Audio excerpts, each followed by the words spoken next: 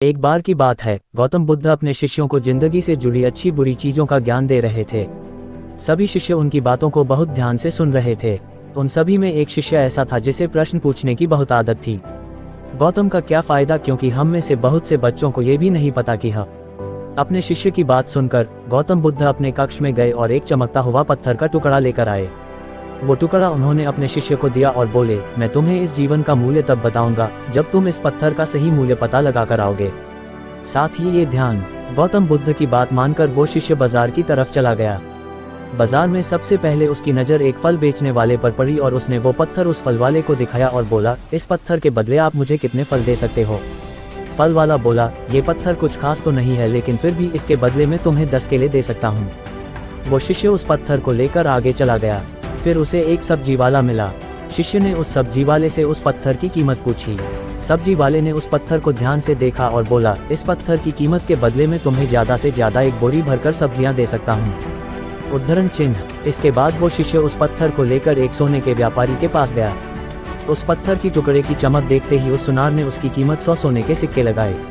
शिष्य ने वो टुकड़ा बेचने से मना किया तो वो सुनार उसके बदले 200 सोने के सिक्के देने को भी राजी हो गया, लेकिन शिष्य ने वो पत्थर नहीं बेचा। इसके बाद वो शिष्य एक हीरों के व्यापारी के पास गया और उनके सामने उसने वो पत्थर के टुकड़े को रख दिया। उस पत्थर को देखते ही हीरों के व्यापारी ने एक साफ कपड़ा बिछाया, उस पत्थर को उसके ऊपर रखा, फिर उसकी परिक्रमा की और हाथ जोड़कर उस पत्थर को कपड़े में लपेटते हुए वो बोला, तुम जिसे मामूली पत्थर समझकर उसकी कीमत पूछ रहे हो, असल में ये एक बेशकीमती रूबी है। ऐसा रूबी हर किसी को नहीं मिलता। मैं अगर अपना सब कुछ बेच भी दूं तो भी इसकी कीमत नहीं चुका सकता। उस व्यापारी की बातें सुनकर वो शिष्य हैरान हो गया। वो दौड़ा दौड़ा सीधा बुद्ध के पास आया और उन्हें उसने जो कुछ भी बाजार में हुआ वो सब बताया। उसकी अचरज भरी बातें सुनकर गौतम बुद्ध बोले, तुम्हारे सवाल का जवाब इस रूबी की कीमत में ही छिपा है।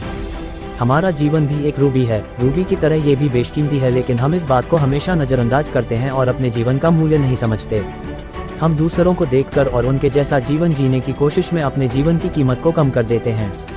हम ये सोचते हैं कि हमारी जिंदगी की कीमत वही है जो दूसरे हमें बताते हैं, लेकिन ये बात हमेशा ध्यान रखना कि सामने वाला अपनी हैसियत, बुद्धि और अपनी समझ के हिसाब से तुम्हारी कीमत लगाता है।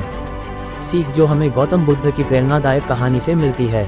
जिंदगी सिर्फ एक बार मिलती है, इसलिए इसको बर्बाद ना करें। अपनी जिंदगी को उतना ही कीमती समझें जितना कीमती आप अपने बैंक में रखे रुपयों को समझते हैं। आज के समय में लोग अपनी जिंदगी से ज़्यादा कीमती प्यार, पैसों और दिखावे से भरी चीज़ों को समझते हैं। प्यार के चक्कर में लोग सुसाइड कर लेते हैं। पैसों के चक्कर में ऐसा काम करने लग जाते हैं जिससे उनकी जिंदगी बर्बाद हो जाती है। नाम कमाने के चक्कर में उल्टे सीधे काम करने लग जाते हैं। हमेशा याद रखें कि दिखावा करना जरूरी नहीं है। प्यार दोबारा मिल सकता है, पैसा फिर कमाया जा सकता है, लेकिन जिंदगी को फिर से पाया नहीं जा सकता। इसलिए अपनी इस बेशकीमती जिंदगी को अच्छे से जिएं। हर पल का आनंद लें। कभी ये ना सोचें कि आप इस दुनिया में किसी काम के नहीं है, ना कभी ये सोचें कि आपकी जिंदगी व्यर्थ है। आपके होने या ना होने से कुछ फर्क नहीं पड़ता। जब भी ऐसे नेगेटिव विचार आपके मन में आए तो खुद को बस ये याद दिलाएं कि जीवन एक रूबी है और ये बेशकीमती है।